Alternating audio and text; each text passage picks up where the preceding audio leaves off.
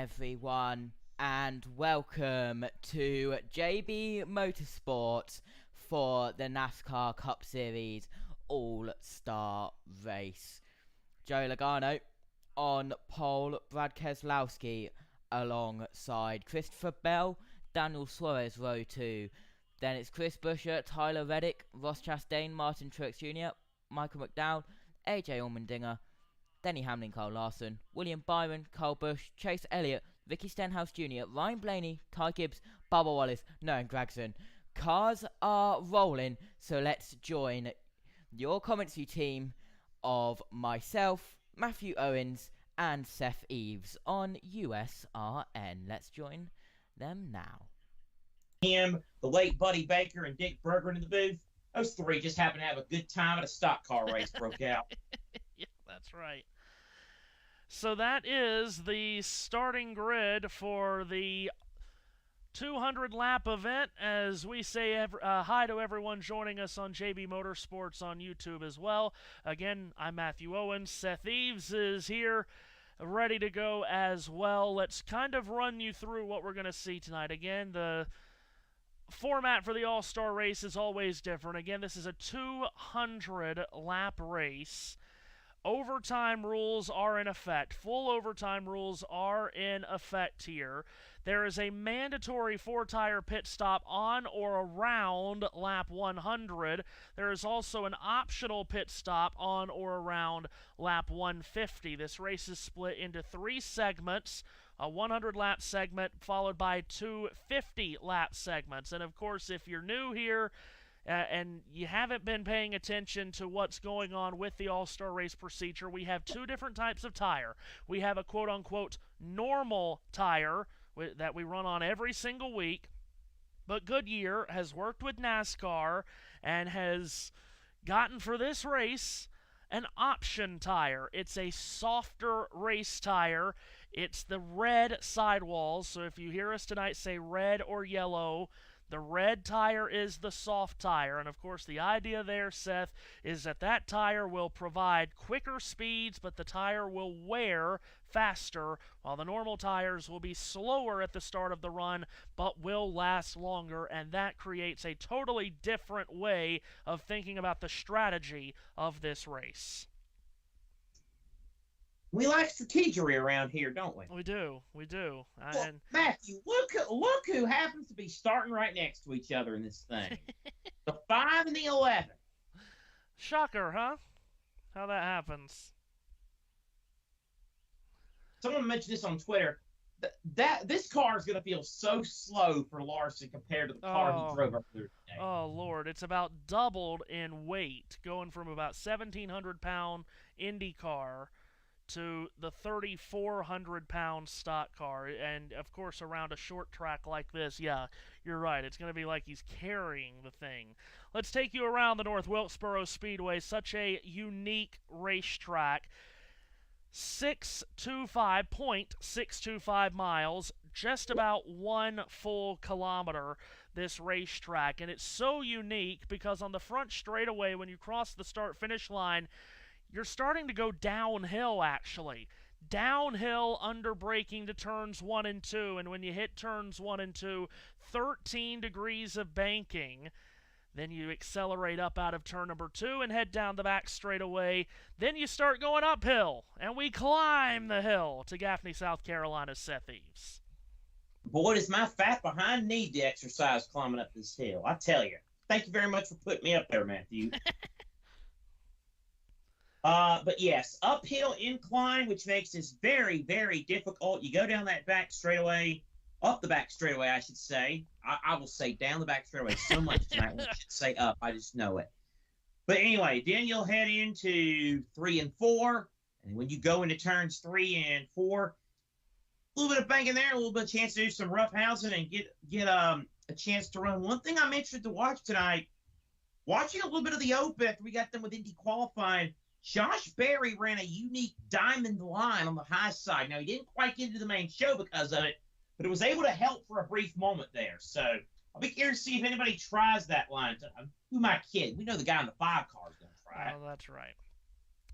All right, lights out atop the pace car, Seth, and we're ready for a special night. So glad that you've been able to join us for the North Wilkesboro All-Star Night this year. Yeah, last year my voice was shot, and I couldn't, and I had other things coming, so I could not do it, but no worries about that this year. Always going to be fun. Hope everybody has their sun drop and their Tyson Holly Farms chicken by their side. What kind of drama will we see on this hot night? For the start of the NASCAR All-Star Race from North Wilkesboro Speedway, Stokes County, North Carolina native, Matthew Owens. Green flag in the air. It's time to drop the hammer in the All-Star Race. Joey Logano gets the jump through turns 1 and 2, full speed pace lap behind him. Logano, though, gaps Keselowski and Suarez by about a car length. Kyle Busch surging outside of Denny Hamlin. Every one of these drivers starting on the option tire, the red sidewall soft tire, so everyone's going to try to get to the front quickly here as Kyle Busch runs in to Ricky Stenhouse Jr. and turns him head-on into the turn 2 wall. Whammo! Caution is out. And who could have seen that as the way this night started? Kyle Busch on lap 1 was like a raging bull trying to get through the pack and get towards the front. And by the time he got to the middle of turns 1 and 2, he punted Ricky Stenhouse Jr. and put him head on into the turn 2 wall. Glad Ricky's able to try and drive because that was a... I think Kyle will have you think Ricky forced him into the wall in that back straightaway. I didn't see that in live action. And I think I would be thinking that too. What now? I think that too. Yeah, and then Kyle's like, this is an all-star race, so we bring back the old Kyle. Oh! That is a hard hit, though. That's a nasty one. Jeez. Well, fireworks already. My God. That is unreal. So Kyle Busch squeezed into the wall on the exit of turn 2 on the very first lap by Ricky Stenhouse Jr. And then Busch not happy about it. Now Ricky has stopped right in Kyle Busch's pit stall, I think. He has. Ricky has stopped in Kyle Busch's pit bay. He's already climbed out of the car. He has gone over the wall, and he wants to talk to Randall Burnett. He wanted to talk to Randall Burnett right away. My goodness, well, we played you in the scene set earlier, Seth, all of the sparks and fireworks that have happened in all-star races of the past. I don't know if we've had that much on lap 1 and 2. No. Ricky Stenhouse, who, of course, gained entry for this race. We probably should mention that at some point, the different ways you can gain entry into this race. One such way is if you're a winner in 2023 or 2024, Stenhouse, by virtue of his 2023 Daytona 500 win, earning entry into the event. And, yeah, he was none too pleased with Mr. Burnett. Oh, boy. Yeah, and Andy Petrie was up there. And he kind of just shook his head. Wow. The icy hot car is destroyed. So, again, on lap 1, coming out of turn 2, Stenhouse, Kyle Busch felt that Ricky Stenhouse squeezed him into the wall. Busch then, like a raging bull, went after him in turn 4, and by the time they got back to turn 1, he was in position to lay the bumper to him. When he did, Stenhouse spun out of control, tried to correct it, but overcorrected, and went head-on into the wall. Now, here's some strategy already. 5 laps, not even that, 5 laps complete, but a lap and a half under green of the option tire, and most everyone's coming to pit road. Let's see if we can get a word from pit road. We'll have them for later in the race if needed. Oh. Well, there's the yellow ones. I think the primary tire they're going to put on there because they know how far they have to go. I think a lot of people saw, the blisters and things on the tires from the open, and I think that they're banking on the fact that those red tires are going to fall off. Regan? Well, the one at Ross Chastain, you see, he's one of those cars that decided to pit right here, and that your guys are exactly correct. Teams were worried about how long these tires would last. A number of crew chiefs said in this scenario, this is exactly what they would do to get those red soft tires off right now.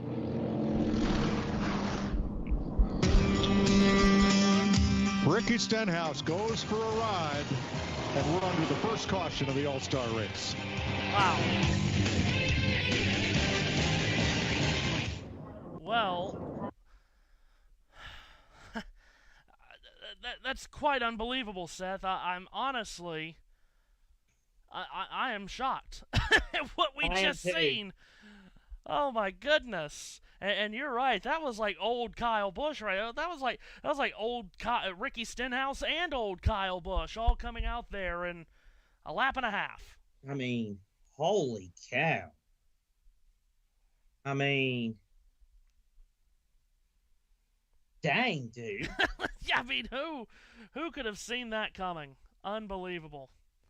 So under the caution, and you heard the conversation there between Larry McReynolds, Kevin Harvick, Clint Boyer, a lot of these drivers, and, well, more crew chiefs, a lot of the crew chiefs deciding to bring their drivers down pit road and go from the option tire to the regular compound of tire that we run every week. Because, as you heard Larry Mack said, we only put one full lap of green flag action on it. So why don't you go ahead and take them off? And you got basically a scuffed set of these option tires for later. And we can tell you too, Seth, they're not just doing this, for shiggles, this new tire compound. NASCAR's doing this because they've heard the complaints about the short track racing. They know the short track racing product is not where they want it to be. So they're doing this to see if this could maybe be an option going to next year on the short tracks. And, applaud NASCAR for always trying to improve the racing. Absolutely. So, absolutely. Got to do something. You got to give them. What better way to do it than an all-star race? No points. I tell you, I'm hearing some people say that upon a further review, maybe Kyle was the one that was at fault and then he just plain overreacted. You think Ricky was there and maybe Kyle left around? I don't know what the deal is. What do you think? You think Ricky forced him in the fence, or do you think Kyle overreacted? I think Ricky did not give him enough room for lap 1 of a 200-lap race, and I think Kyle overreacted. So both.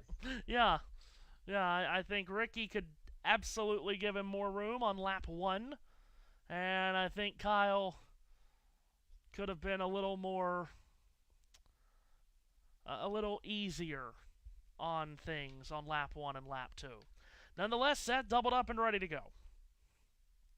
Yep. So I think it's safe to say we already had more spice in 2 laps this year than we had in all the race last year. I hate to be like that, but dadgum.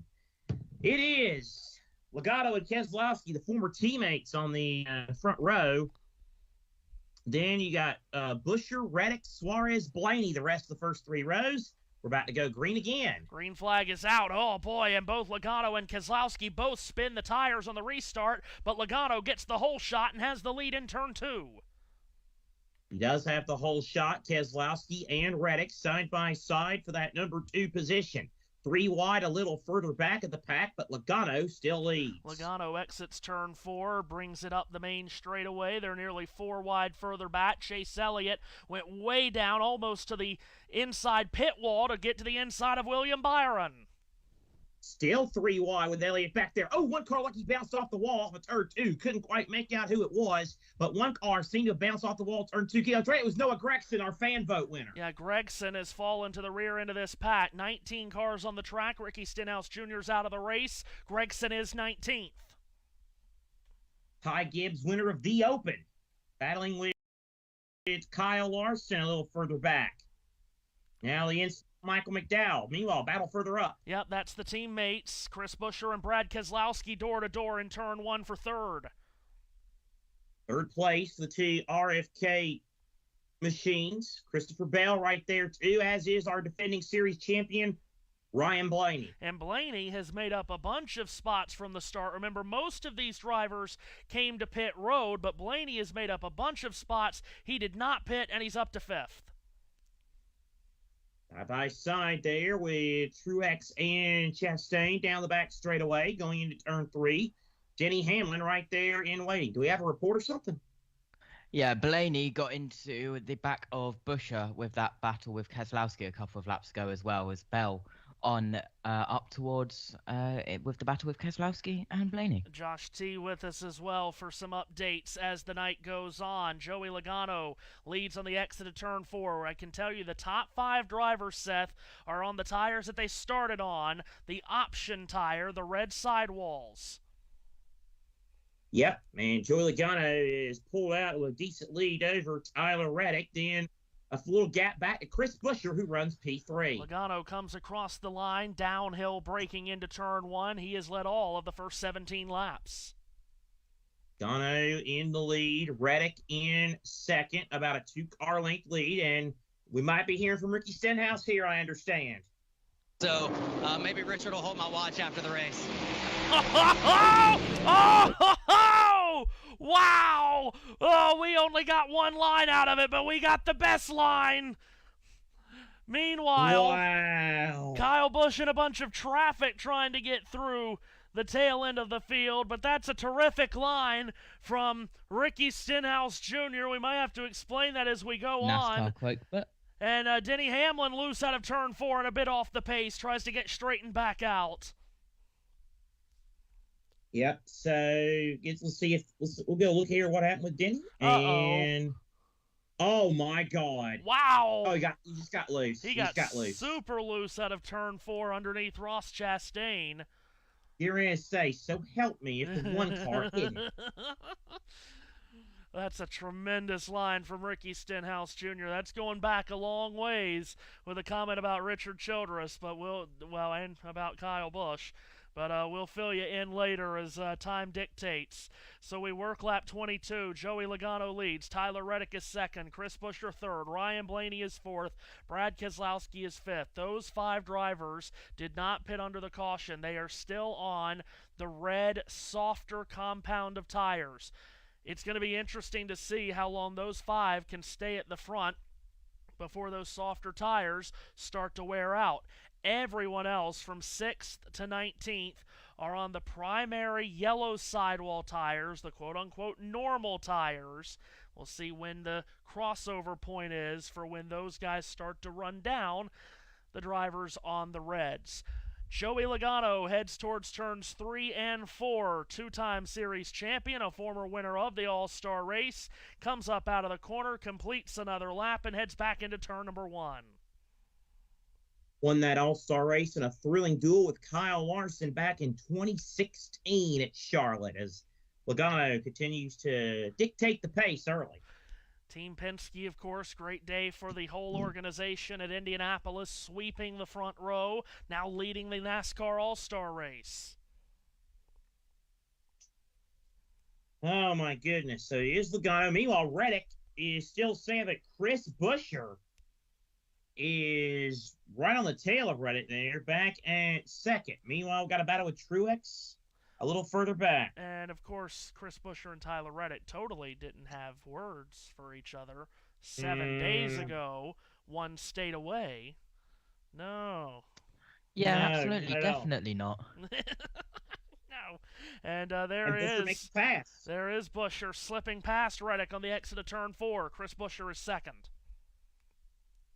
E2 for Chris Buescher. And Tyler Reddick now drops back to third, and he now falls into the clutches of Ryan Blaney. Blaney working the outside line as they rise up out of turn 4 and dip downhill back to turn 1. Blaney's applying the pressure.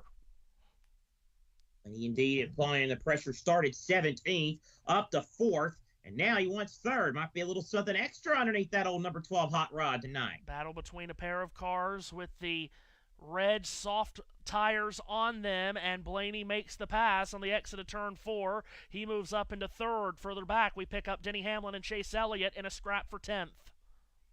Great. Another Friends reunion here, I understand. Yes, indeed. Had a few of those already tonight in the first 20 laps. Yeah. Or 30 laps. Yeah, we sure have.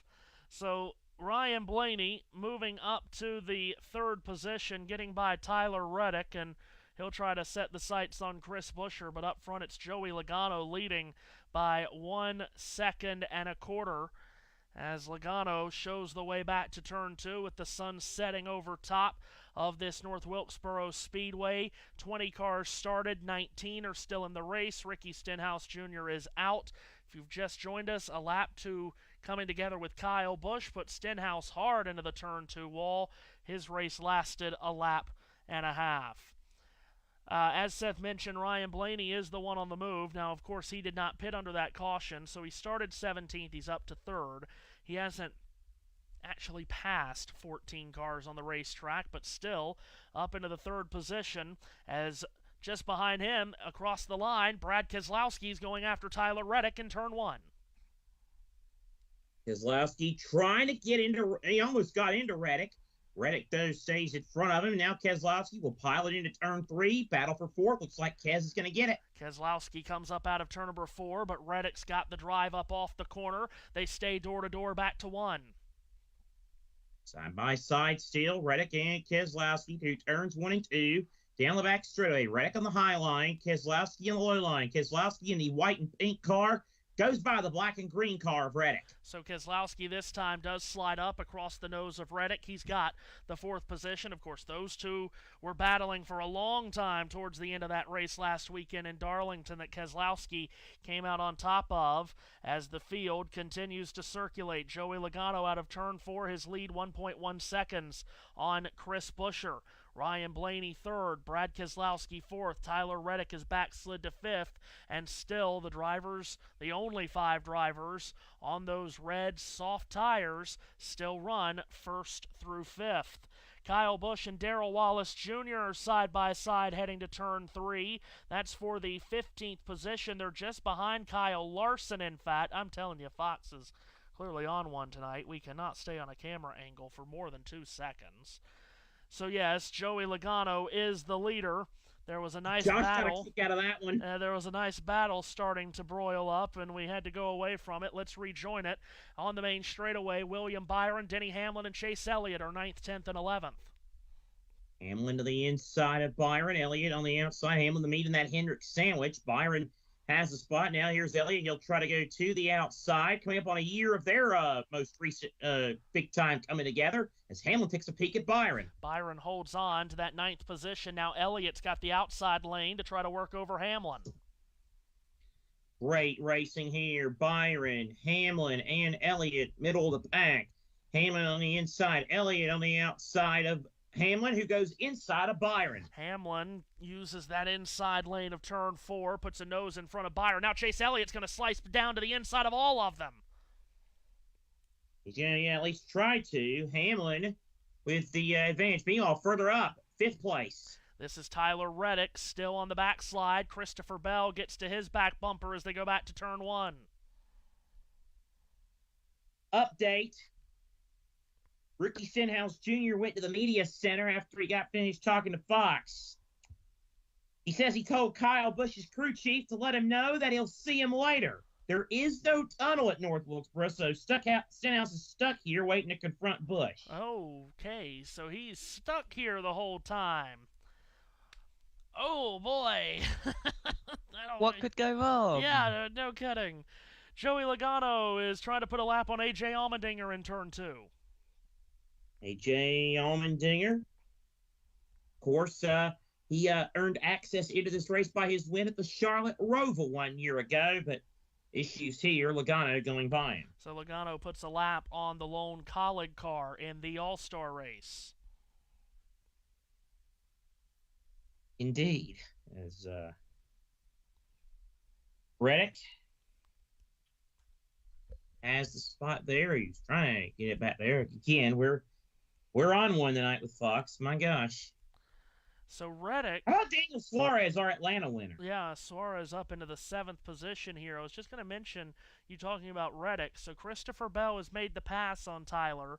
So Bell is the highest runner of the primary tire drivers. So Bell has passed Reddick, and now you get the feeling that maybe the primary tires on that 20 car is starting to come back, or he's got the rest of the option tire runners coming back to him. So let's see if this run continues on, if we get a longer run, if Bell can run down these top 4 on the Reds. Bell is 4.5 seconds off the lead of Joey Logano. Logano leads Chris Buescher by 1 second. It's another second back to Ryan Blaney. 4th place is Brad Keselowski, and then comes Christopher Bell in 5th.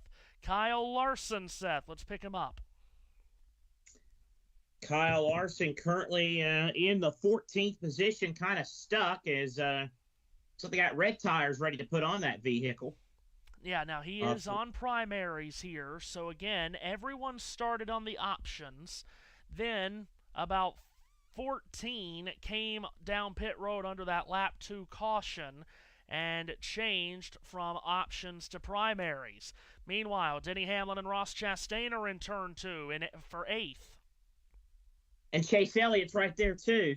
Oh, God, keep the camera on this instead of Cliff Daniels for whatever reason. But Larson in 14th, not having the same butt-kicking effect that he had in this race a year ago. I would have to imagine coming from an Indy car at 240 miles an hour to a 3,400-pound stock car around a half-mile, a little bit more than a half-mile bull ring, Seth.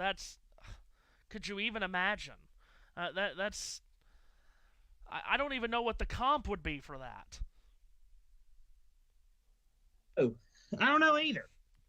But regardless, it's it's been a while since we've seen someone do the double, and Larson's giving it a go. And we talked about it on Indy qualifying earlier today. Who's to say this guy couldn't win at least one leg, if not both? I guess the only thing I could say to that, it would be like running 10 miles on your treadmill with the speed turned up to 15 miles an hour and sprinting on your treadmill.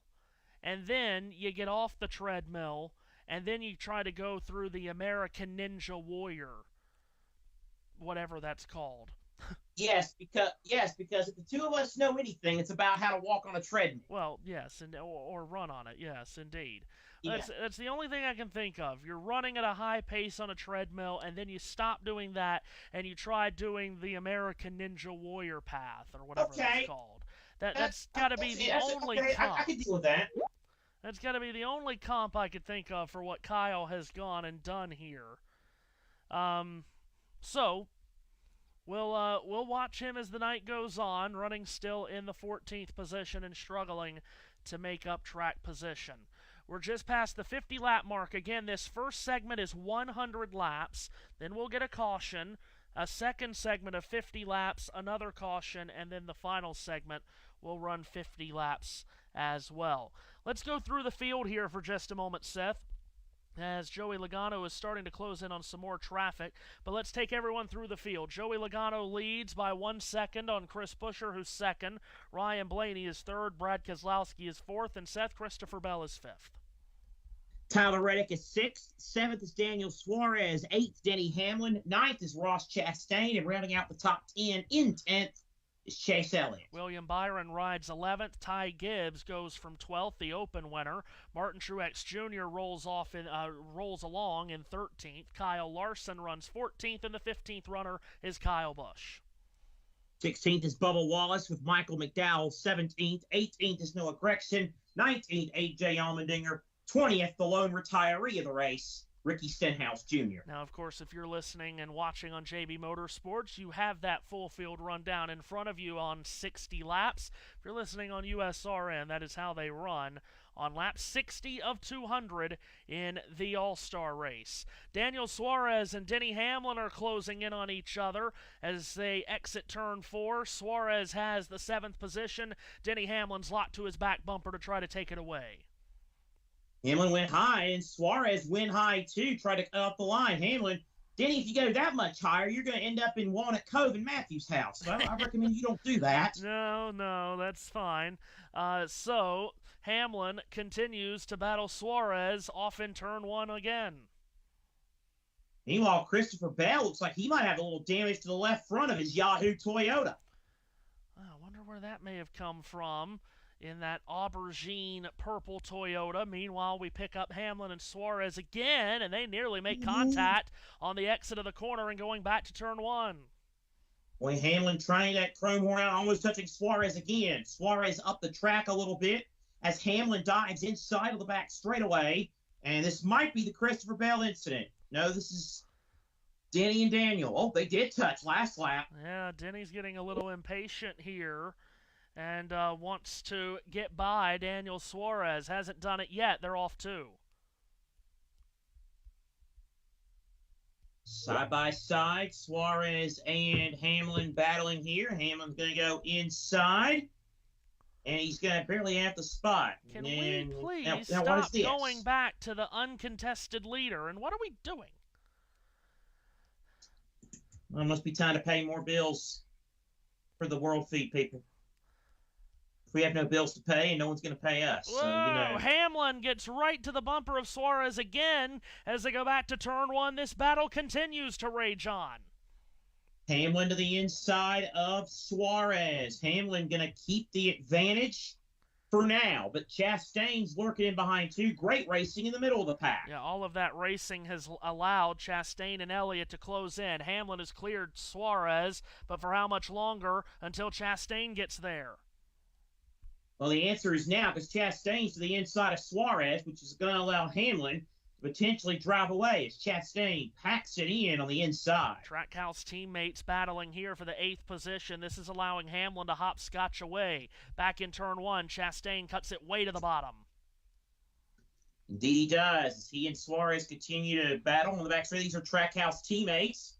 Suarez, though, clears Chastain again. Chase Elliott dives way down to the inside. Chastain washes up the track. Yeah, Chastain skittered up the banking, but he gets a great drive out of the corner and down the straightaway. He'll stay clear of Chase Elliott.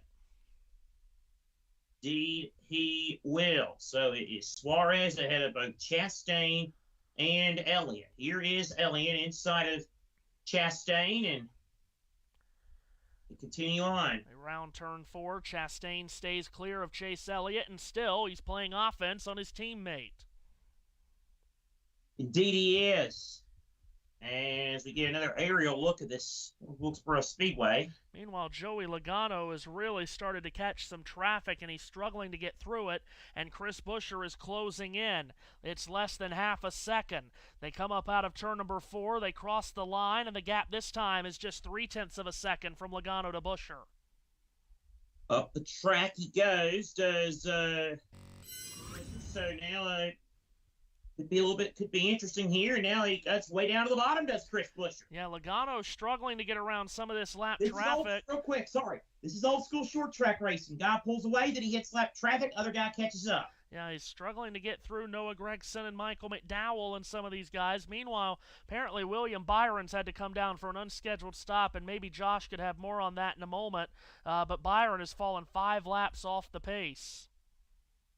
Oh, okay. So that's a tough break for the 24 bunch. Of course, it was car 24 that won the last points-paying race we had here at North Wilkesboro back in 1996. That looked like Noah Gregson slow on the exit of turn 2. Yeah, he went way up the track. Yeah, so something's happened there with Gregson. We'll try to get a report on Byron. Oh, he had a flat tire, or as they call it over there in Britain, a flat tyree. And he has had to come down pit road, William. Oh, boy, he got the wall.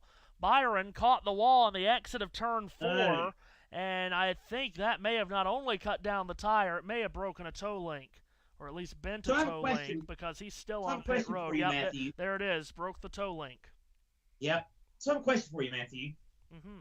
If we have guys from the UK that are officiating races in New York, does that mean it's a flat David Tyree? I think it is, yes. And I would like to flatten David Tyree myself. Whoa! Josh is having the time of his life listening to us, I tell you. God bless him. Someone's got to. So here's Joey Logano on the exit of turn 4, still trying to get around Michael McDowell and Darrell Wallace Jr. and put those cars a lap down, but he's still unsuccessful in that bid. Logano on the inside while Buescher runs the high line. Ooh, Logano nearly, he does touch McDowell a little bit. McDowell with the Charlotte Knights colors this week. He goes down to the inside, does Logano, and he's finally going to put a lap on it. Logano slides up across the nose of McDowell, who then pushes the race leader back into the corner. He does. This is getting a bit hairy here for Joey Logano. Now he has a one-car buffer, if you will, between he and Chris Buescher. Buescher works the bottom line right down to the very bottom of turns 3 and 4 to try to get around Michael McDowell, who did tag the back bumper of the Joey Logano automobile. Meanwhile, as Logano continues to try to put laps on back markers, he's got Darrell Wallace Jr. just ahead of him. Logano peels to his inside but can't make the pass on the exit of 4. He'll try again as they go to 1.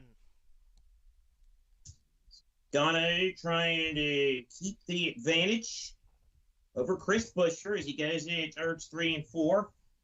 Logano trying to get a North Wilkesboro victory here, and he's had a lot of trouble with Wallace. Yeah, he can't. Well, it took him a long time to get around McDowell, and now he's struggling to get around Wallace, who's using the very top of the banking. And, these guys aren't just going to move over. They want to stay on the lead lap, especially in a race like this. Well, and two, they're getting the caution in about 18 laps as well. So, yeah, if Wallace can hold on right here for just 18 more laps, he'll be back on the lead lap. He will. And, again, we got a mandatory 4-tire pit stop on or around lap 100, and then the optional around lap 150 as for the end of the stages. Logano and Wallace continue their battle. Yeah, kind of dumb to say on or around lap 100. Does that mean that they're going to throw the caution on lap 100 or around lap 100? Anyway, they have replaced the toe link on the Byron car. That's why he fell, 12 laps down now. His race is essentially over. Here's Logano again trying to get around Wallace. I don't know why Byron didn't just park it, to be honest with you. Logano still dealing with Wallace. Meanwhile, Buescher finally going to get to the inside of McDowell. Yeah, these back markers are really creating a difficult issue for the leaders, but as Seth said, it's not their responsibility to just move over at this point. Indeed. So here's Logano going to the inside of Darrell Wallace Jr. He'll dive inside at 3 and 4. Try and put him a lap down. He might finally be successful. Oh, no. Wallace gets the run on the exit of the corner. Thank you, Bob. They nearly had a coming together as they're still side by side in 2. And we brought Bob Jenkins back to life for the second straight week. Here's Logano to the inside of Wallace at turn number 3. Does he clear him this time? That Ouija board's been smoking. Logano with a nose in front of Wallace as they go back to turn 1. Hey, I didn't spit out my drink there. Hey, since we're in this part of North Carolina, can we get it out for Billy Packer? No. No, thank you. We're good. And you gotta lap this car. Logano loose on the exit of 4, and now he's gonna send Wallace up the track. That was coming. Wallace isn't gonna let him go easily though. He shoves Logano back in. Oh, it's old-fashioned short tracking on a Sunday night, folks. Out of turn 4, Logano still can't slide up in front of Wallace, but even behind him, Buescher still can't get around McDowell. This is unreal, and now more contact between Wallace and Logano, like a slight nudge to the back straightaway. Buescher, though, still can't get around. Wallace and Logano both way up the track. Logano muscles Wallace up the banking, but still can't get rid of him. They're back in 1. Well, Bubba is driving tough as nails. You got to give him that. Joey Logano's like, I thought Ryan Newman retired.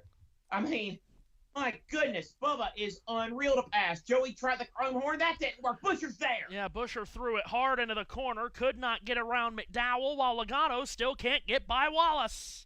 He still can't get by Darrell Wallace Jr. Inside Logano goes. Why in the world we focused on this battle?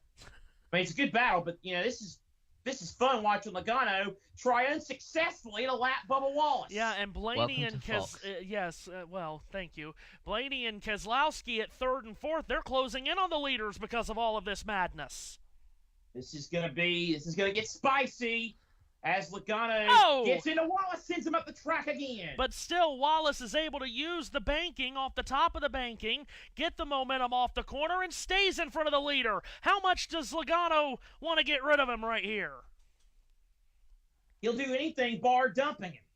Now, you don't want to dump him this early in the race, but he's at the point where he's like, I got to do something here. Wallace stays in front for now again. And still, Buescher can't get around McDowell, so Logano, as he's trying so hard to get around Wallace, it's not like he's losing time to Buescher in the process. Yeah, I wonder if his crew state. Okay, hold off on Bubba for a sec. Well, so much for that. Here he goes, about to hit him again. They exit turn 4, back to the stripe to complete lap 95. Should be having a caution in 5 laps. Logano follows Wallace up top in turn 2. Wallace trying to stay on the lead lap. Logano trying to get around Wallace. Wallace staying on the lead lap as Logano goes inside of him yet again. Well, and remember, Logano is on the option tires that are about 96 laps old now, so he's struggling to get traction on the exit of the corners to complete this pass. Again, Bubba staying very, very tough in front of him. Logano again wants to move him up the track, and again, Bubba stays in front of the 22. And as much frustration as Logano is having here, Chris Buescher's having the same amount trying to get around Michael McDowell. And Michael McDowell could get back on the lead lap by the free pass if he stays the first car one lap down. So he can't exactly move over either. Well, that's exactly right. He's pulling for Wallace to stay in front of Logano, which he has for now, but now Logano peels to his inside in 1. Is he going to try the slide job? Wallace again, though, on the preferred outside line, staying ahead. But Logano on the inside in 3 and 4, at even. If only this were for the actual lead of the race. Wallace stays ahead of Logano. They complete lap 99. They go back to turn 2. So here is Logano, and he's going to tuck back in line behind Wallace now. And McDowell stays in front of Buescher. I wonder if Joey's like, okay, don't use up all my stuff. This is really fun stuff. Here they are out of turn number 4, lap 100 on the board, and that brings out the caution. So Darrell Wallace Jr., for the better part of 20 laps, able to stay in front of the race leader, Joey Logano, to stay on the lead lap. That allows him to stay on the lead lap. It also means Michael McDowell will get the free pass under the caution, and the first 100-lap segment is on the board. Now, let's run you through the order. Logano winning that first segment. Chris Buescher second, Brad Keselowski third, Ryan Blaney fourth, Christopher Bell fifth, and Tyler Reddick sixth. Read you the top 6 to tell you that the 5 drivers that ran all 100 of those laps on the option tires finished first, second, third, fourth, and sixth. The only driver that pierced into those 5 on the primary tires was Christopher Bell, who finished 5th. But none of the primary tire runners got into the battle with the option tire runners. So, segment 1 in the books. It's been won by Joey Logano. He led every one of the 100 laps in that segment. Well, our friend and former colleague Darrell Kinsey Jr., Bubba is fighting like a scalded cat to stay on the lead lap here. That's good. It was really good racing, and Logano tried just about every trick in the book, like you said, Seth, save for just dumping him to get around him. But in the end, Chris Buescher was unable to capitalize with his struggles getting around Michael McDowell. Okay, we have been told by our guy Josh T here, while we're under this caution and before pit stops, we're going to get to hear what Ricky Stenhouse Jr. said in full in the media center after that accident, after that coming together with Kyle Busch. So let's hear what Olive Branch, Mississippi's Ricky Stenhouse Jr. had to say here. I saw what happened, but take us through the initial contact that you had.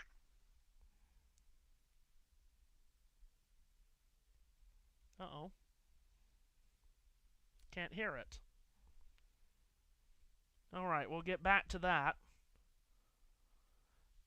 We'll get back to the Stenhouse audio. Bob Pockrass speaking to him after that accident. Of course, We heard a little bit of what he said on Fox as well. Ricky Now, Stenhouse. explain to our audience what he meant by that. We got time to do that. Free pass does go to Michael McDowell, just to confirm that. Yeah, so, okay, we had the, now you'll know what year it was, Seth. Was it 2009? Was it? If it's the incident I'm thinking about, it might have been 2011. Might have been. It was around that time. 2011. A truck accident, coming together in a truck race at Michigan between Kyle Busch and Ron Hornaday Jr., who was driving for Kevin Harvick and all of that. Let's go to pit road real quick. The primary tire on the wall. They made that audible, changed the tires because they're happy with how it was handling after 100 laps on board. Meanwhile, Chris Buescher, same thing, red tires for them as well. Regan. It was also a late change to the primary tires for Ryan Blaney. They had, from the primaries to the reds. They've now got the reds on the wall. That is what they're going to put on the car. The soft tires, tight, won't turn with his car, shearing the right front. And the 6 of Brad Keselowski was always going to put the soft tires on. He needs a little bit of rear lateral grip on the throttle. Otherwise, he's really happy with what he's got. All right, watch on the right. Logano coming down pit road from the first pit stall to the exit. Joey Logano. Out in first, out first. Number 1 box. So, Logano wins the race off of pit road. So, yeah, to coming together, and I said Michigan, I think it may have been Kansas, and now the details are starting to get fuzzy in my mind. Nonetheless, Kyle Busch had a coming together with a Richard Childress driver, and there was, after the race, an incident between Busch and Childress, and of course the line, Childress needed someone to hold his watch while he went after Kyle Busch. That's where the line came from.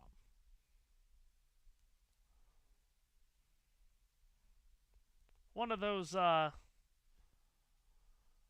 of those disagreements that Kyle Busch had in the past, Seth. He didn't have many of those, did he? No, not at all. Real quick, I know this is a non-points race and all, but for this thing we call filler content, I think Josh might have the audio now, actually. Yeah, go ahead, Seth. Let's do, because we're at the end of this first stage, birthdays and on this day in racing history. Of course, Matt White does that, but number 1, it's past Matt White's bedtime, and number 2, even if this were running the day, Matt White would not be on the All-Star race. I can assure you of that. May the 19th. Well, we all know the big sports anniversary on this day. Everybody knows that, the big sports anniversary that happened on this day, right? What would that be? On this day 12 years ago, Chelsea won its first ever Champions League, beating Bayern Munich in their own backyard. Oh, okay. Dario Franchitti. Happy birthday, Dario. 1970, born on this day in 1973. He's 51 years old. Also born on this day in 1942, former NASCAR driver Jody Ridley. Huh. There's a blast from the past for you. This day in 2018, Kevin Harvick won the Monster Energy All-Star race at Charlotte. On this day in 2017, Kyle Busch took the truck race at Charlotte. Let's see, on this day in 2012, John Johnson won the Sprint All-Star Challenge. On this day in 2007, Kevin Harvick won the All-Star race at Charlotte, and the Busch brothers took each other out. Oh. That was a night. That wasn't good. No. Your favorite, Matthew, Mike Bliss won at Pikes Peak in a truck on this day in 2002. Did we make it? Did we make it? No, Mike, you didn't make it. Oh, here we go. On this day in 2001, Jeff Gordon won the Winston. Heard a clip from that in our scene set. Doubled up here, Seth.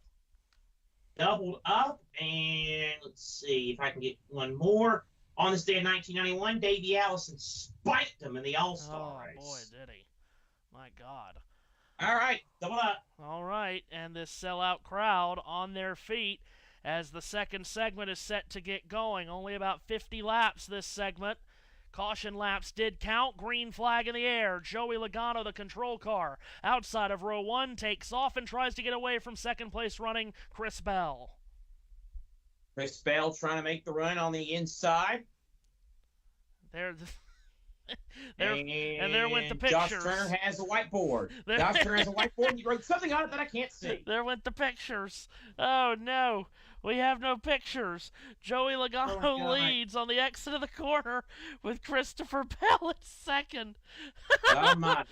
Bell. What has happened? Oh, no. Christopher Bell side by side with Joey Logano. Who gets it that time? Joey Logano round the outside, turn 1 by 20 thousandths of a second. Now, what has happened? Because don't ask us. There we go. That's your level of crazy. Oh, there they are back. Bell on the inside.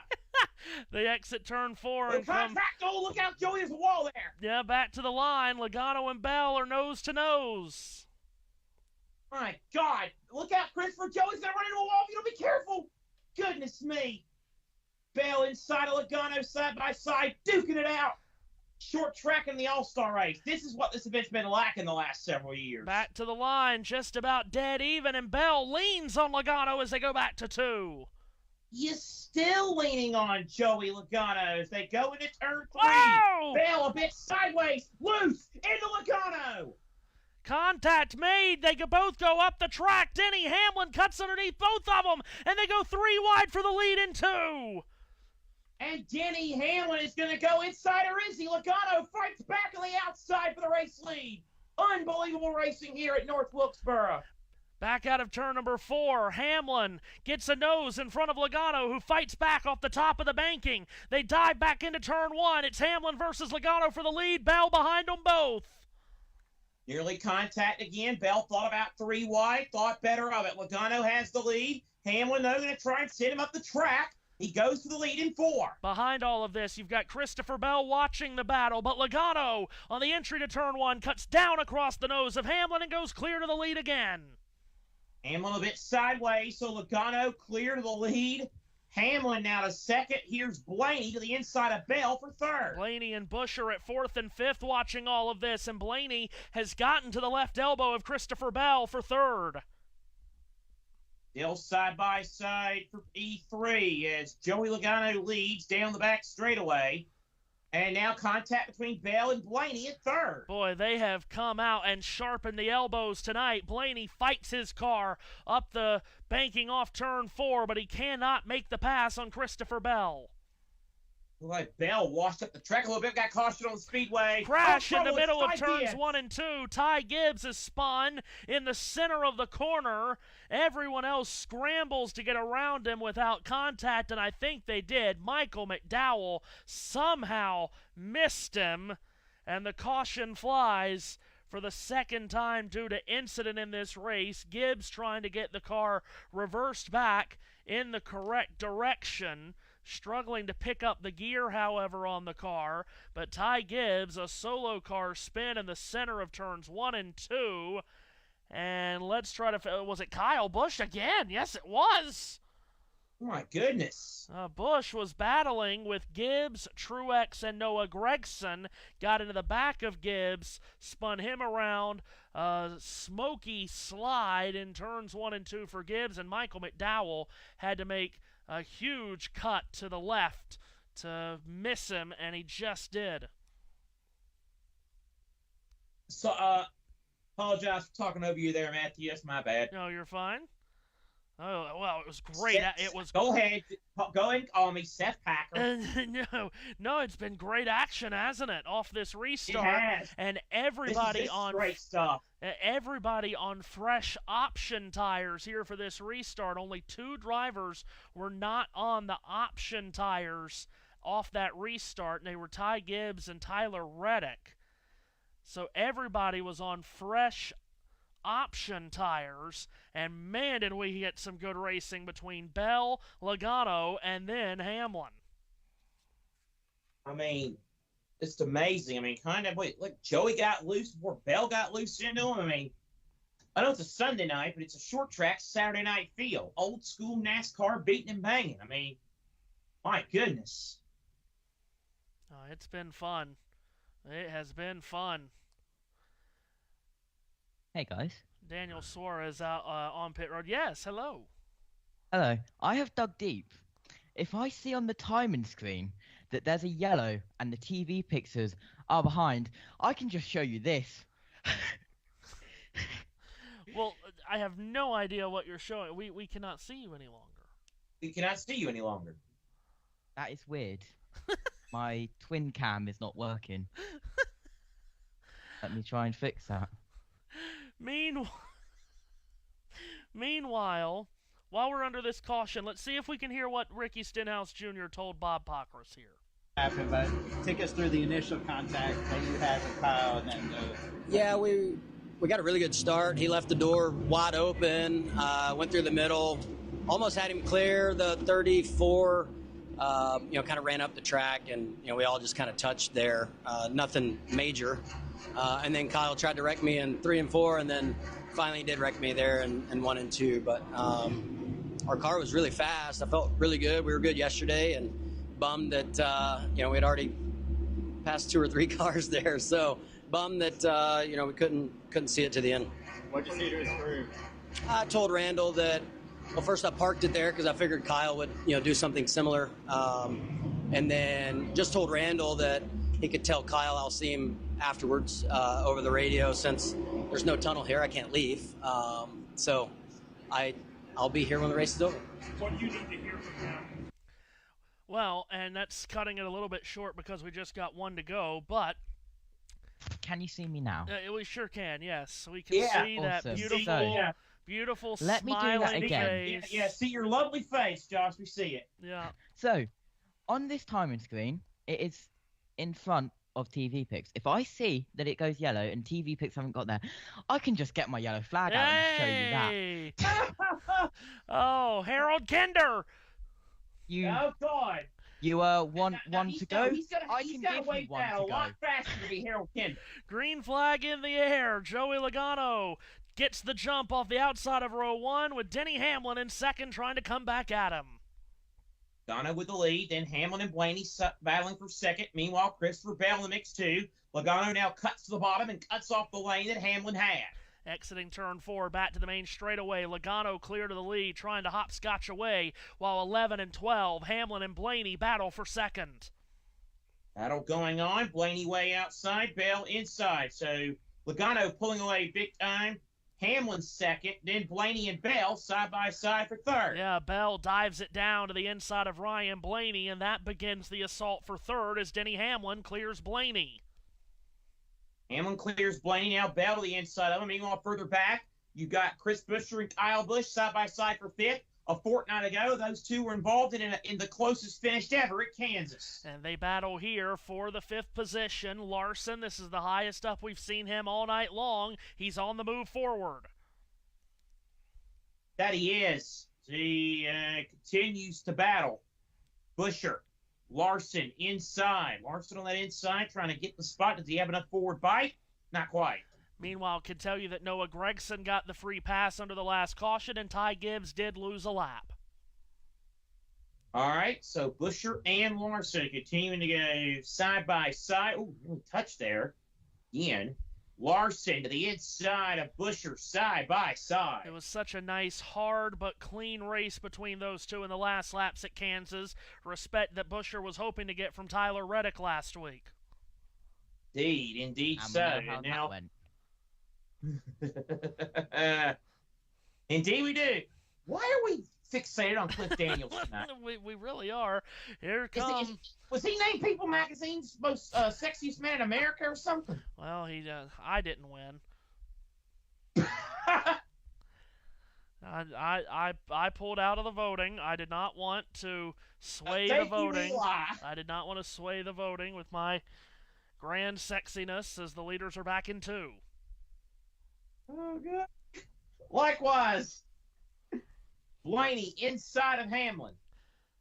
In turn number 3, Blaney packs in, almost got down to the apron there. Yeah, Blaney just about did get those left sides on the apron, which would really offset the car. The leaders go back in turn 2. Hamlin way up the track, Blaney way down the track as they go up the back straightaway. Hey, I got it right. Blaney going inside of Denny Hamlin. Hamlin washed his way up, could allow Blaney to make a move. While these two battle, Joey Logano's not exactly getting away from them. They are still just 2 car lengths back of the race leader. Yep, Logano not pulling away by any stretch of the imagination. Hamlin now going to slightly clear of Blaney for second. Blaney, though, inside as Hamlin goes way up the track. They have pulled away, though, from the rest of the pack. There are 16 cars on the lead lap, and the top 15 are all on the option tire. The only driver on the lead lap on the primary is Daniel Suarez. So Logano continuing to show the way. Then it's Hamlin, but Blaney on the inside of Hamlin. Oh, this is tight. These are 3 of the best in the sport right here, dueling for the lead at North Wilkesboro. Yeah, 2 former series champions and perhaps the best driver that's never won a championship. Yeah, the last 2 champions as well in Logano and Blaney. Yeah. So Blaney continues to fight off the bottom of the corner, comes up and nearly tags the left door handle of Hamlin. Yeah, I thought they did touch a little bit right there. So they go down the back straightaway. Ooh, Blaney almost touched him again. Got a little bit wobbly there battling with Denny Hamlin. And Hamlin's closing in on Logano. Now Blaney switches. No comment. Hamlin switched it up, or Blaney switched it up last time in 3 and 4, went to the top. Now he's gone to the bottom of 2. Early for somebody. Logano with the lead. Hamlin second. Blaney third. That's Josh's long-lost American brother. Leaders go back to turn 1. Oh! So it is Logano with the race lead. Hamlin now going a little bit high to say now Blaney drifts back in line behind him. And what did he say? Classic, what did that say? Classic Fox. Oh, Lord. Oh, Lord. Anyway, the leaders go back to 2. Blaney still working over Hamlin. Further back, Chase Elliott and Tyler Reddick are locked in a scrap for 9th. That they are. 9th place the battle there. Elliott is going to clear Reddick. So Elliott in 9th and Blaney and Hamlin still side by side. Yeah, maybe let's not take the camera off this battle for second. Hamlin and Blaney are throwing haymakers. That they are. That they are. And Blaney now goes way to the high side, trying to get past Hamlin. Oh, this'll work. Yeah, this'll work for Blaney. Oh, he got the run up off the top, gets alongside Hamlin, and now Blaney is in the preferred outside lane. Hamlin stacks it hard into the corner, however. Yep, side by side as they go in to turn 3. And Blaney still has a spot as Hamlin drifts up the track a little bit. So Blaney makes the pass finally. He was able to maneuver around the outside, and finally he slips by Hamlin and moves to second. Now he'll try to go after his teammate Logano, who leads by 0.8 of a second. Let's give you a full field rundown here, as we're probably about less than 10 laps away from a caution. They've spooked me with this yellow on or around BS. We're on lap 142, and the next caution is on or around 150. Joey Logano leads Seth by 0.6 of a second on Ryan Blaney, who's second. Denny Hamlin third. Christopher Bell is fourth, and Chris Buescher runs fifth. Marathon man Kyle Larson is in the 6th position. He's so Mr. Frequent Flyer Miles, I should say, is 6th. 7th is Brad Keselowski. 8th is Bubba Wallace. Chase Elliott is 9th, and 10th is Tyler Reddick. Michael McDowell runs 11th. Noah Gragson has climbed to 12th. Ross Chastain runs 13th. Kyle Busch is 14th. Penultimate car on the lead lap is 15th place, Martin Truex Jr. 16th is Daniel Suarez. 17th, Ty Gibbs. 18th, A.J. Allmendinger. 19th, William Byron. And 20th is Ricky Stenhouse Jr. Gibbs, Allmendinger, and Byron off the lead lap. Byron is 14 laps down after contact with the wall earlier. So we're getting down to the final few laps here of segment 2. Joey Logano's lead is starting to shrink. Ryan Blaney is closing in on him. Logano has led 145 of the race's 146 laps. He is trying to stink up the show, but everyone else is trying to make it a real big show, Seth, and they have to this point. This has been highly entertaining. For a guy to be dominating as Logano has, this hasn't been like last year where, it was just completely, a snoozer for the most part. This has been a lot of fun. Competitive, beating, banging, bumping, grinding, getting it on, baby. Now again, We're going to get a caution here in just a couple of laps. Now, during the last caution, a 4-tire pit stop was mandatory. Don't know why. That's just the rules they made. Now, on this caution that's coming up, nothing's mandatory. You can stay out, you can pit for 2, you can pit for 4, you can put any kind of tires on, you can put the primaries on, you can put the options on, doesn't matter. It's totally your choice on this next caution, which should be coming up here pretty shortly. In turn 2, Larson and Keselowski joust. That they do. Larson and Keselowski continuing to battle. Larson on the high side. Keselowski way down to the inside. Trouble. No, that's the caution for lap Oh, 150. lap 1, yeah. Yep, so Logano has Poor Mark completed... Erickson, I lost track of my laps. So Logano has completed lap 150, which puts us under the caution. So Logano has led 149 of the first 150 laps of this race, and segment number 2 is in the books here at North Wilkesboro with Logano and Blaney. All we needed is Austin Cindric in this race and to run third, and we'd have Penske 1, 2, 3 at Indy and 1, 2, 3 in Wilkes County. Amazing. So as Seth mentioned earlier, Joey Logano, a former winner of the All-Star race. He did it at Charlotte in 2016. You've got Ryan Blaney in second. He won the second and last All-Star race at Texas in 2022. You've got Denny Hamlin in third. He won an All-Star race at Charlotte in 2015. So the top 3 are all former All-Star race winners. But then 4th, 5th, and 6th have never won the All-Star race. That's Bell, Buescher, and Keselowski. Hard to believe Keselowski's never won one of these things. And then Kyle Larson. I found that hard to believe. Yeah. And then Kyle Larson in 7th. Not only is he a former winner, he's a 3-time winner, and his 3 wins in this race have come at 3 different racetracks. He's the only guy that can say that, too. He's won an All-Star race at Charlotte, Texas, and North Wilkesboro. He's the Renaissance man of this race. All he needed was to win the one in 2020 at Bristol, and he'd be 4-4. We all know why he wasn't there on that day. Uh-huh. Rick Allen Well, knows, the one in too. Atlanta, but he wasn't born yet, or was just in diapers. But Rick Allen knows why he wasn't there, too. okay!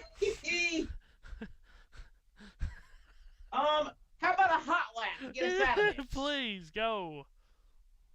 Earlier this morning, it was the rescheduled Wright Brand 250, the NASCAR Craftsman Truck Series. I actually believe they started the race. They ran the first 58 laps yesterday. Then the biblical rain came and said, all right, we'll try it again tomorrow. They ran the rest of the race today.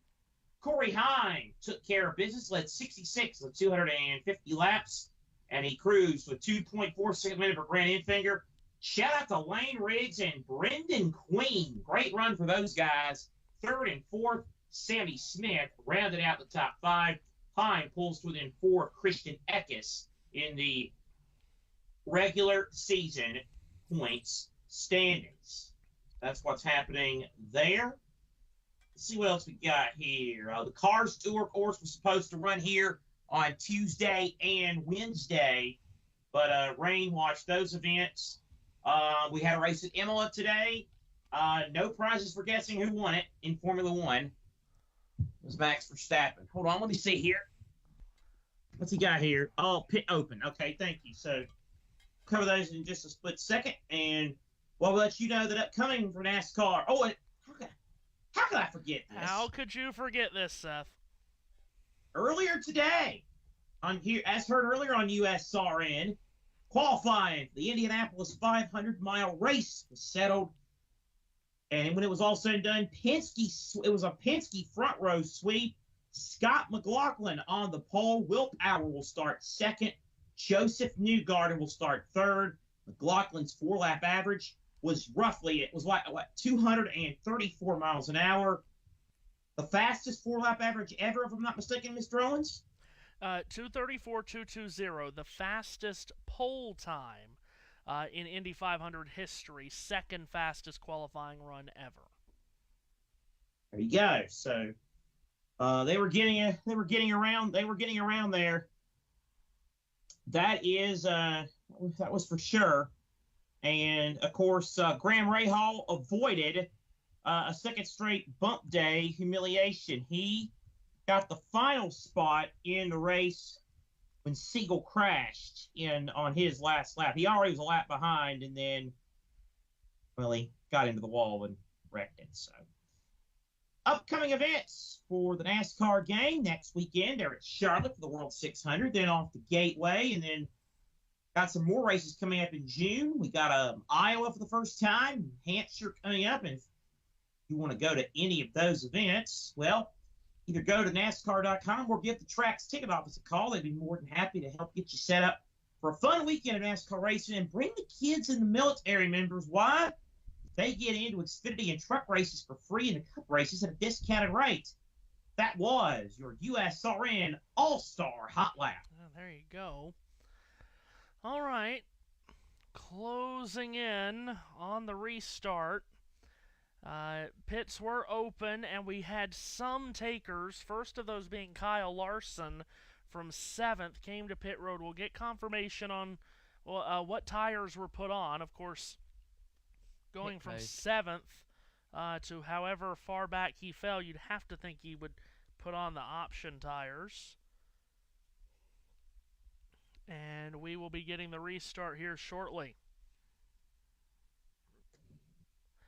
Josh, while we're under this caution, step in here if you don't mind. What have you thought about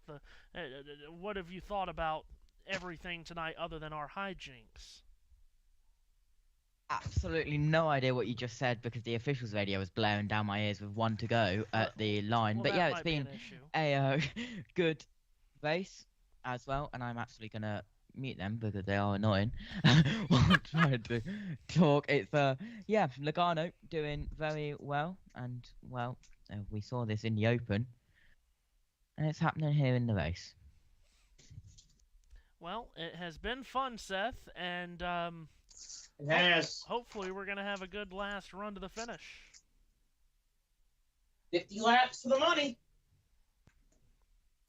Or as Clint's saying up there in that booth, 50 laps to the money. That's right. So field just got doubled up, should be going green this time, and we will be. And it's going to be a 42-lap sprint to the finish of the All-Star race at North Wilkesboro. Seth, you ready to do it? Let's do it. Let's see how many more chrome horns get sharpened here.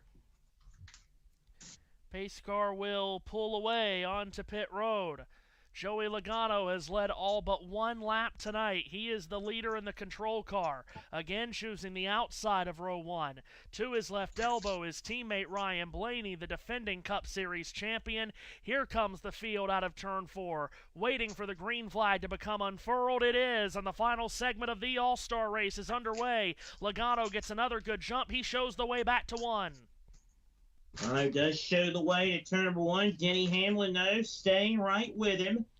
Side by side for third between Blaney and Buscher. Meanwhile, Brad Keselowski thought about making it 3 wide further back. Kyle Larson on the fresh tires, carving through traffic. He cuts to the inside of Christopher Bell. He goes 3 wide with Bell and Reddick, and Larson's coming. Oh, boy, here he comes. Engine number 5 up to P5 with the front 4 in his sights as Blaney goes inside of Buscher for third. Oh, Larson on the fresh rubber is flying. He's got cars side by side in front of him, and Blaney and Buscher. Let's see how he maneuvers through that traffic. Meanwhile, Hamlin is not letting Logano get away. Right to the bumper is Denny Hamlin of Joey Logano. 3 wide for third. Buscher, Blaney, Larson. Is this going to work? Larson squeezes up out of turn 4, and he pops the hot dog out of the bun that was Ryan Blaney. Well, he's getting on with the getting on, that's for sure. Third place, Larson inside of Buscher. Those identical blue and white cars. No contest here, though. Well, maybe not. Yeah, Larson swings up out of 4, gets ahead of Buscher. There's contact at the main straightaway. 1 car was showing smoke, but Larson's going to smoke these guys in a minute. Yeah, I hope Joey and Denny enjoy their time to the front because it might be coming to an end here. Okay. Kyle Larson is on the pound. So all clear with that contact on the front straightaway. Here's Larson using the bottom of turn 1. Yeah, Hamlin stays in front of him for now, but Hamlin will continue to.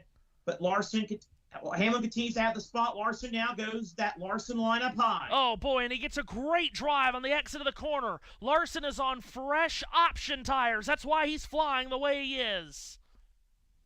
Battle for second, about a car length and a half behind race leader Joey Logano.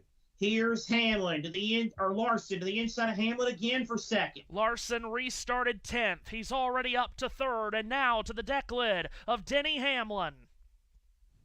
Second place, the battle. Larson trying to grab the spot, but he tucks back in line behind Hamlin as they go to turn 3.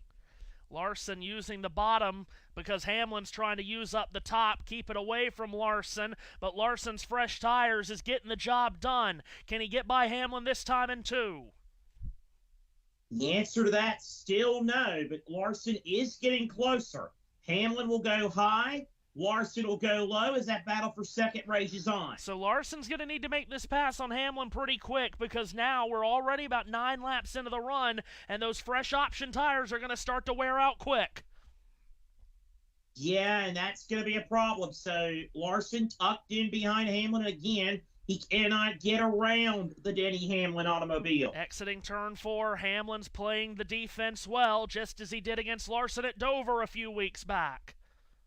What a battle that was, as Larson continues to work on Denny Hamlin again, getting close, but again, not getting any cigar. Right now, Joey Logano at the front. His best friend is Denny Hamlin to keep Larson trapped behind him. Logano's got a comfortable lead. We say comfortable, Seth, a little tongue-in-cheek. It's about 3 car lengths. Yeah, absolutely. So it is Logano by about 3 car lengths for Hamlin. Now Larson tries the high side again. Well, if he was a little bit closer to Hamlin, that would have worked, but he wasn't able to get the run out of the corner to get alongside of him. He'll try the bottom again in 2. He'll try the bottom again in 2. Hamlin, though, will stay in front of him. Now, let's see. Will Larson try high again? Oh, you bet he will. He'll take it to the top, but Hamlin was able to get a good run into the corner to create some separation. Further back, Chase Elliott picks up a spot. That's 8th as he gets around Truex. Elliott up to 8 here in the final, in the dying embers of this race, but it's still Joey Logano showing the way for Denny Hamlin and Kyle Larson. We've now run 14 laps off the restart, and I think the freshness off those Kyle Larson tires is gone. I think you might be right on that assessment because, yeah, Hamlin's starting to gap him just a little bit now. So the fresh option tires got Larson from 10th to 3rd in a flash, but unable to get by Denny Hamlin, and I think he's worn the rubber off the shoes. Meanwhile, Elliott trying to grab a spot from Ross Chastain. That's the battle for 7th as they come up out of turn number 4. Chastain using that preferred outside line, using every bit of the 13 degrees of banking to hold on to that spot. Battle continues between, Michael McDowell and Kyle Busch. We're going to have to keep a camera on Kyle because Ricky might have a meeting with him. Yeah, well, surely, I mean, Stenhouse called his shot. Surely the folks at Fox will have a camera right on him. Can only hope. Meanwhile, Larson has started to back away from the back bumper of the Denny Hamlin automobile, and it looks like Larson's charge is going to come up a couple of spots short here unless we get another yellow, which we well could. We still have 24 laps to go. Elliott to the inside of Chastain as the battle rages on. Meanwhile, with 23 laps to go, you've got Chris Buescher at 4th. Ryan Blaney at 5th. Blaney, the big loser on that restart, Seth. He went from 2nd to 5th. Yeah, he did drop out. So, yeah, he dropped back to about 5th there. Meanwhile, Denny Hamlin trying to stay right on Joey Logano. To your point about Kyle Larson's freshness, forget chasing Hamlin. He's falling back into the clutches of Buescher. Yeah, he's backed away massively by about 8 car lengths. Meanwhile, about 3 car lengths, the difference between Joey Logano and Denny Hamlin at the front as they exit 4. Logano still has led all but 1 lap of this race. He comes across to click off another lap. So, Joey Logano continuing to show. Meanwhile, Buescher right on Larson's tail there for 3rd place. Buescher going to pack it into the inside. Josh tells us Kyle Busch is still around, so we still could get another yellow. Oh, boy. I mean, I am looking at the caution logs. Caution 1 was for 47 and the 8. Caution 2 was for competition. Caution 3 was for 54 and the 8. Caution 4 was for competition. Hey, are you seeing a pattern? You're saying, hey, Matthew, Josh needs to learn that those competition cautions have a DA in front of them, right? Oh, boy. Yeah, well, yes. Kyle Larson back at third, now into the clutches of Chris Buescher, who takes it to the inside of turn 4. They sweep up out of the corner, and Buescher is unable to complete the pass, but Larson is backslid now, set 2.5 seconds off the lead. Yeah, it looks like it's not going to happen for him. Meanwhile, Lagana, but real quick, one day we're going to have a USR special program to explain some of these jokes to some of the people that might not, inside commentary, the people that might not realize it. I'd like to know who's going to put that on, because I'm not showing up to that. Oh, God. You own the network. You got to show up. I'm not showing up to tell all the inside secrets. It's an insider secret as to what DA in front of competition caution means. I can't tell that story about how that came about. I'm not getting into telling all the secrets. Yeah, for the record, I have no idea what you two are on about 99% of the time. Well, yes, indeed. 99% of the time, we make no sense to anyone, and that's perfectly fine. We could be speaking another language for some people. Yeah. I mean, JB spoke French at the start of the Emilia-Romagna Grand Prix, apparently, I heard, so good stuff. Well, now, see, I like speaking French because I took much more interest in French classes in school than I ever did Spanish. So anytime we get something that happens in France, I like to at least, I don't know, 12 words maybe. I could not carry on an actual conversation in French. But what do we have coming up this summer? Oh, yes, that's right, the Olympics in Paris. I can't wait. In Paris. In Paris. Oui, Paris. Anyway. All right, move on. You speak a little bit of Spanish, Raphael Owens. No one needs to be speaking. In some broadcasts, there's this point where Matthew Owens loses it. I think we've reached that point. Well, no, when I lose it, it's off a cliff. Like it's as known as Graham Rahal. That's right. It's not a gradual effect with me. It is all at once, and I fall off the cliff. Absolutely. I notice it. I realize it. I admit it. Anyway, I do too. Making the very easy transition from Wee Paris to Wilkes County, North Carolina, Joey Logano and Denny Hamlin run first and second as they come up out of turn number 4. 10 laps to go in the All-Star race. Thank you, Josh. As we go to turn 2. Logano, what do you write down? And that's the 10 to go, brought to you by Josh T. 10 to go. It's the Josh 10 to go, sponsored by Twitch. It's the Josh T. Joey 10 to go. In the lead. Yeah, the Josh T. 10 to go. Now 9 to go. Unsullied by sponsorship since 2017. Leaders off 2. Joey Logano leads by about 2-3 car lengths over Denny Hamlin. Now, there's lap traffic ahead. Could that factor in? Very well could. Here's Logano. Back onto the main straightaway, completing lap 192. He's led 191 of these laps tonight. He has dominated, but Hamlin is not letting him get away. The gap steady at about 2 car lengths. Meanwhile, Buescher's still working over Larson for the number 3 position. And that's 4 seconds off the lead. Logano clicks off another lap. He's back in 2. Yeah, Logano back in 2 with the lead over Denny Hamlin as they go down the back straightaway. And it's AJ Allmendinger. I was like, who's that slowing? But it was Allmendinger being gracious, letting him by. Getting out of the way of the leaders is AJ Allmendinger as the field goes back towards turns 1 and 2. Yeah, that battle for third still raging on between Buescher and Larson. And let's see what happens. So Joey Logano has now 5 laps to go, and his lead on Denny Hamlin is strengthening. Yeah, he is flexing it out here at the end of this race. And I want to say this real quick, Matthew.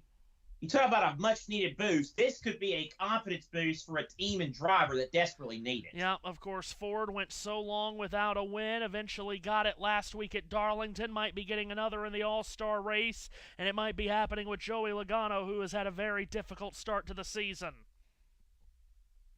Boy, Buescher's still working over Larson for third. Buescher's like, if I can't get the win, I might as well get more money right here and try to pass Larson. Meanwhile, Logano across the line. He's got 3 to go now. 3 to go for Logano, and he is on cruise control here tonight. And Denny Hamlin in second, running out of time. Logano comes up out of turn number 4, now has just 2 laps to go at North Wilkesboro for his second career win in the All-Star race. Logano goes to the high side. Denny Hamlin now to the high side, but it's all Logano. He is on cruise control, about to come for the bell lap here at North Wilkesboro. Joey Logano faces the white flag and begins the final lap at North Wilkesboro. He's back in turn 1 for the final time. All Logano. He's got a comfortable lead over Denny Hamlin down the back straightaway. Hamlin within 2.5 car lengths, slides it sideways. Not going to be enough. Logano heading to the checkers. An all Penske Sunday at Indianapolis and at North Wilkesboro. Checkered flag in the air. NASCAR's version of the Yellow Submarine is going to victory lane. Joey Logano banks $1 million, winning the NASCAR All-Star race at the North Wilkesboro Speedway.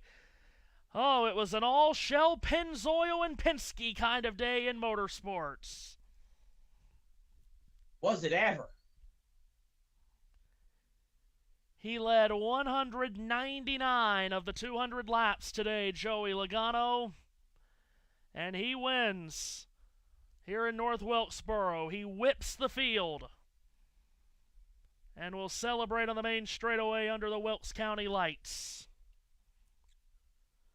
Denny Hamlin is second. Chris Buescher is third. He did get Kyle Larson at the gun.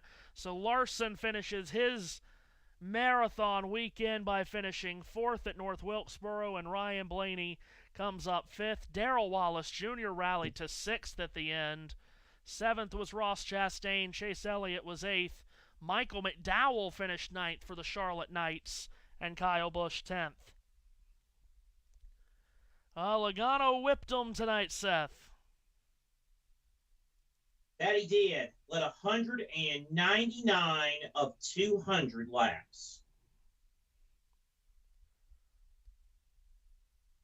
Well, what a finish, what a race, and what a finish for Joey Logano as he becomes a 2-time winner of the NASCAR All-Star race. Mentioned he won at Charlotte in 2016. On the main straightaway, celebrates in front of a wonderful crowd that once again has packed this historic speedway for the second year in a row. Yep, and just the NASCAR officials have told everyone, because Logano is going the wrong way and doing donuts, don't go onto the track until he's stopped. Well, Logano's celebrating in a big cloud of smoke.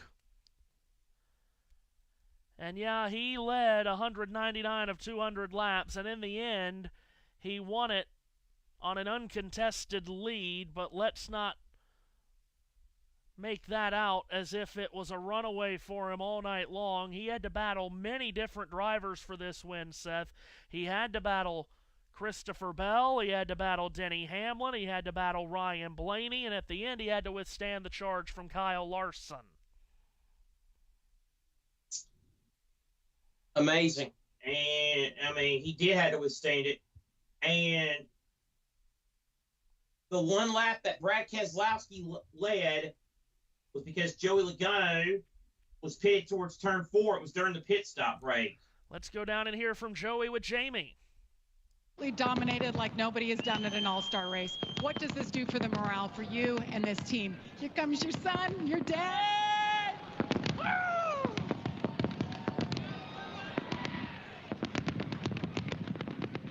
Oh man, how about that, Wilkesboro? That was awesome. What an incredible Shell Pennzoil Mustang. It was so fast. We came here and tested. We ran over 800 laps.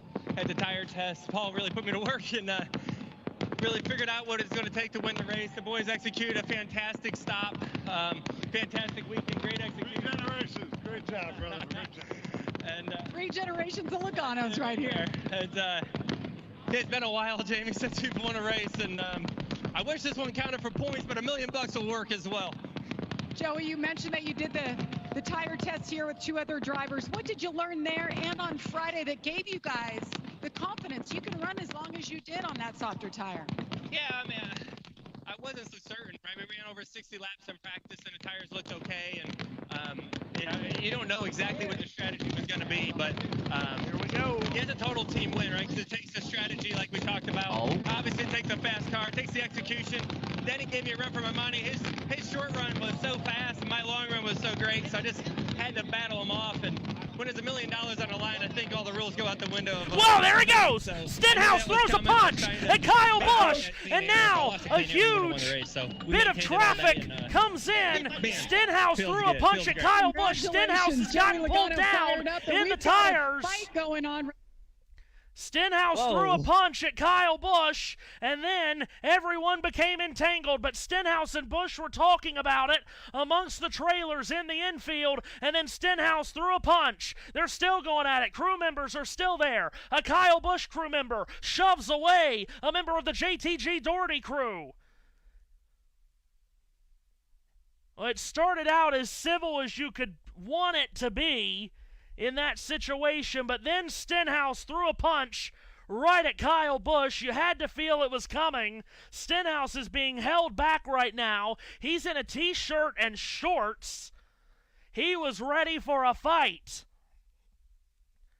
He called his shot. Give credit. He said he would wait for him after the race. He called his shot 2 hours ago. He delivered. And Stenhouse went after him. Crew members went flying, tires went flying, and the safety rope on the back of the trailer went flying as well. Yeah, Stenhouse ended up getting pulled down by someone in the middle of that, ended up tripping over a tire. Then that's when pit crew members became involved. There's a random man in there in a gray shirt. Have no idea who that is. Of course, this is the issue with NASCAR fights, is that it can't just be driver versus driver. We have to have a dozen or 20 crew members in the middle of it all, too.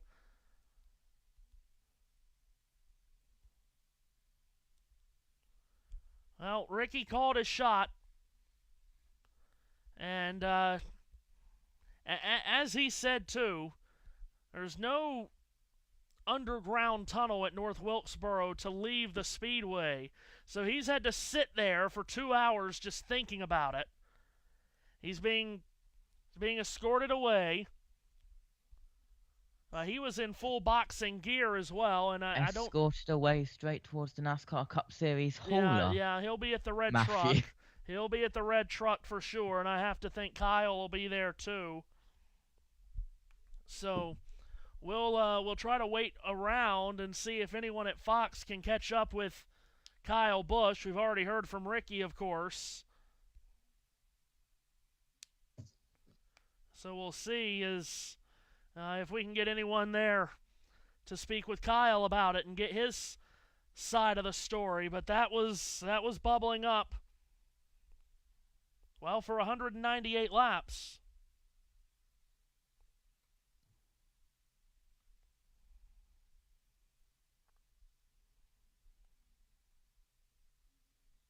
Well then, who says the fighting nature of the All-Star race is dead? Yeah.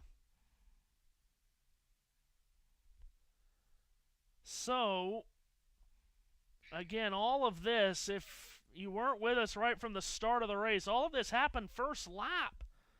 First lap of the race, Kyle Busch felt as if Ricky Stenhouse Jr. squeezed him into the wall on lap 1, then retaliated exactly 1 lap later, turned him in turn 2. Stenhouse went head-on into the wall.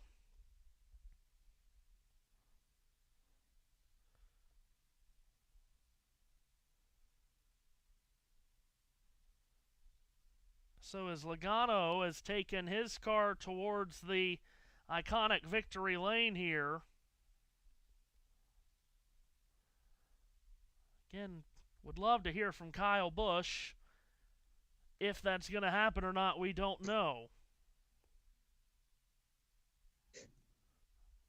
That's going to be the end of the international feed anyway. So, we'll have to try to catch any comments from Kyle Busch on Sirius XM NASCAR Radio Channel 90. But wow, what? Seth, like you said, he called his shot and he went after Kyle Busch at the end. He knew exactly where he was. He found him and he went after him. Exactly. And the fact that he did it in T-shirt and shorts, I think is going to help his street cred a little bit too. Well then, what a night at North Wilkesboro. And by the way, Seth, and I don't normally do this right after a race, but I did it to try to find out what was going on with Ricky. But no one liked this race, Seth. And I gotta say, I mean, it wasn't a classic, but it wasn't as bad as some are making it out to be. I'm sure the winner has a little bit of something to do with that, and the fact that he led so many laps. But I thought it was pretty good. It was better than last year's. I get that for a lot of people it's a low bar, but still, I thought it was solid. The advert is trying to make me return as I had one this evening. So, again, we had a different tire and did create some interesting strategy decisions. I guess in the aftermath of it, Seth, I'd be willing to try it again, the different compound of tire, but I think you've got to let... I'm about to send this to the racing chat, and Jordan Bianchi tweeted a video, and it's following Kyle when the talk starts, so this might be good.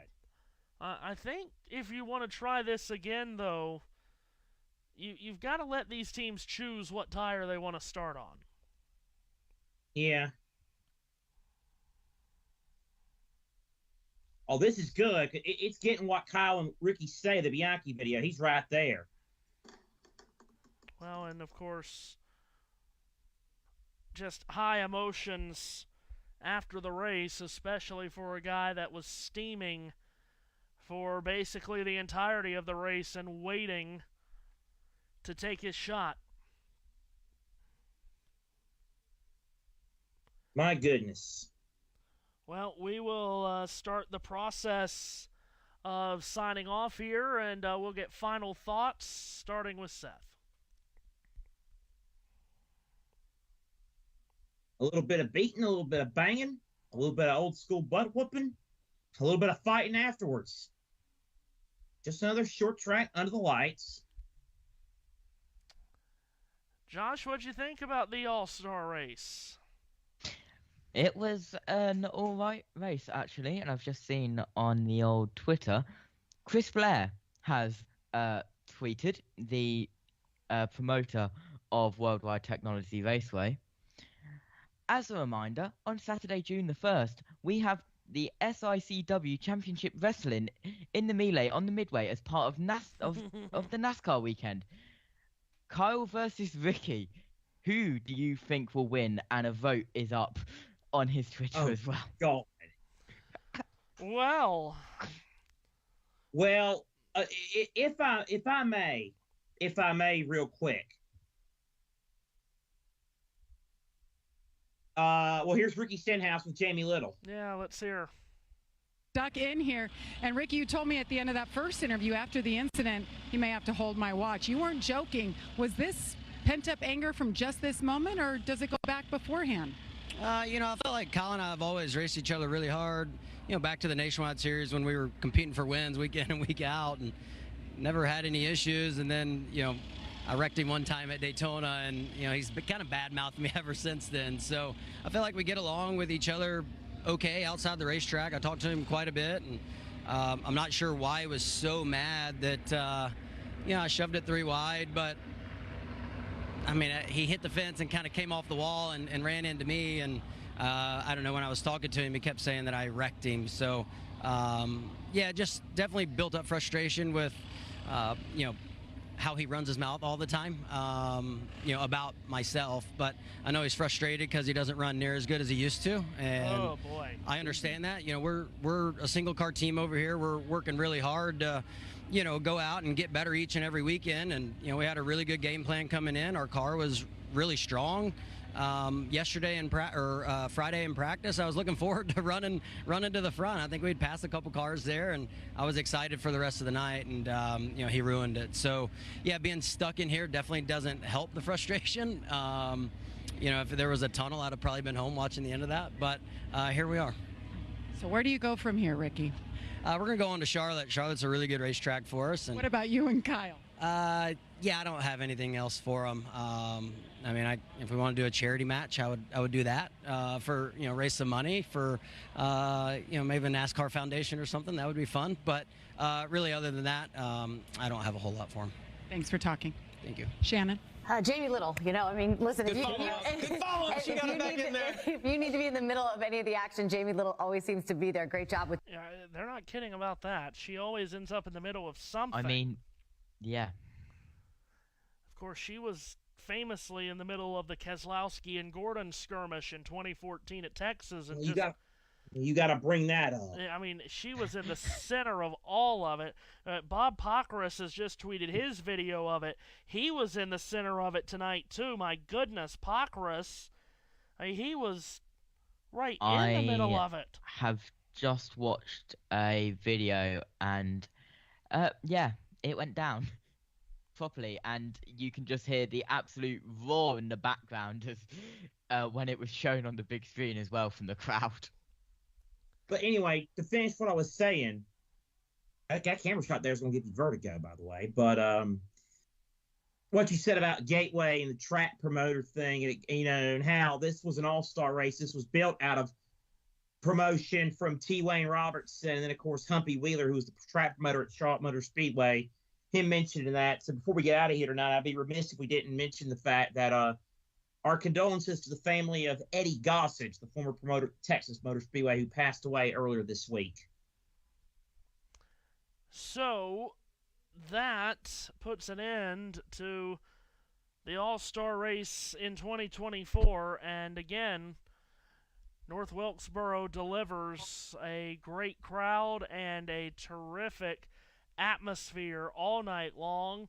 Joey Logano spanked them here tonight, leading 199 of 200 laps.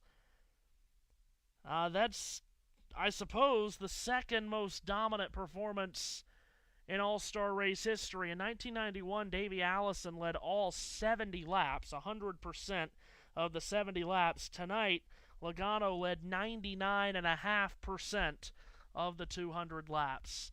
It was all Logano here tonight at North Wilkesboro. Oh, God.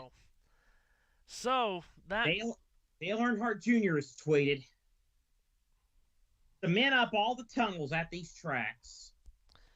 So that puts an end to our night at North Wilkesboro, where the winner is Joey Logano, his second All-Star race victory of his career. We'll be back with you next week, of course. It's a huge week. We've got practice at Indianapolis tomorrow.